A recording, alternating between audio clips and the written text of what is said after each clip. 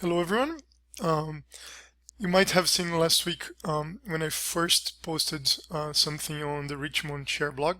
I wrote something about feedback, and today I actually wanted to follow up on that. There were a couple of things that I didn't have the chance to say when I wrote that, and I thought, and I read some comments, and I thought I could address those in a video on my own blog. So on Friday, I focused basically only on giving feedback to teachers, but today I'm also going to talk a little bit about giving feedback to students because I think these two things they are connected. So one of the things that um, troubles me the most when teachers give feedback to students is that they tend to overpraise students and particularly praise students in moments when there shouldn't be any praise. What I mean by that is um, often during a lesson, a teacher will say things like "good," "very good," "nicely done," "okay." But what they really mean is this activity is over, and we're going to move to a next activity, move to a different stage of the lesson. So they're using these words that are meant to be praise, just to transition between phases of the lesson. And what happens is students uh, don't really realize that they're not being praised, and they think, oh, okay, so this was good or this was very good. And sometimes people go way overboard and say, oh, excellent. But that kind of feedback is not specific enough for students to realize what they're being praised on. So what happens is when you actually mean to praise them, so if they do something good, they produce a nice sentence, if you elicit a concept and they know what you're talking about, um, and then you say, oh, that's really good, they won't realize that this praise is different from the other praise you have been showering them with. So what happens is you end up numbing students to praise. So use words like very good, excellent, good, okay, nicely done so often that when you actually mean to praise them for something good, they don't realize it.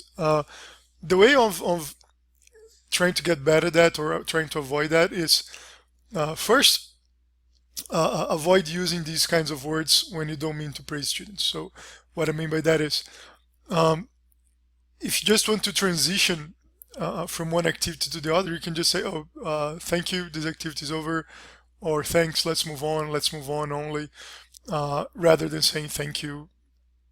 I'm sorry, rather than saying "very good" or "excellent" or something similar.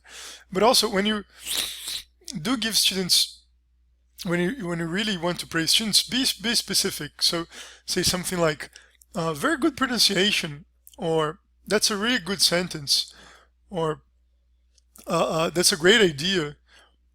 So that you're praising usually specific students rather than the whole group, but also you're praising them for something that they can say, oh, okay, my teacher's praising my pronunciation, praising my idea, praising my sentence, or something like that. And transitioning that to giving feedback to teachers, I think the very same thing applies.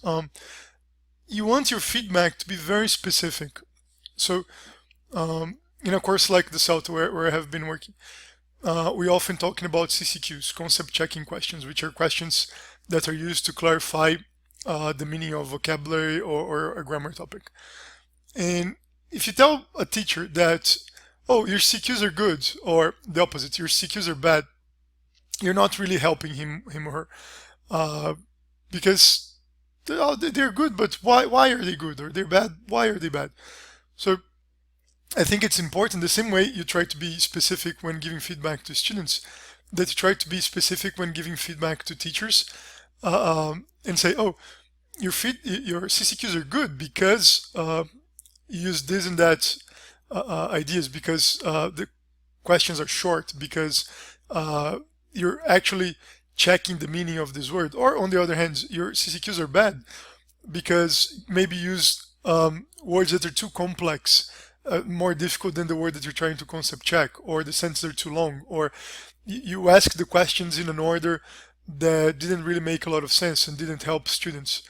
So um, I think it's important to, when giving feedback in English classrooms as a whole, be it a teacher giving feedback to students or a trainer giving feedback to teachers, it's important to be specific so that you can help students or teachers realize what they're doing well so that they can keep doing that, and what they're doing maybe not so well so they can change that. And just by saying things are good or bad, you're not really helping anyone. At least I don't think so. So thanks for watching, and see you next week.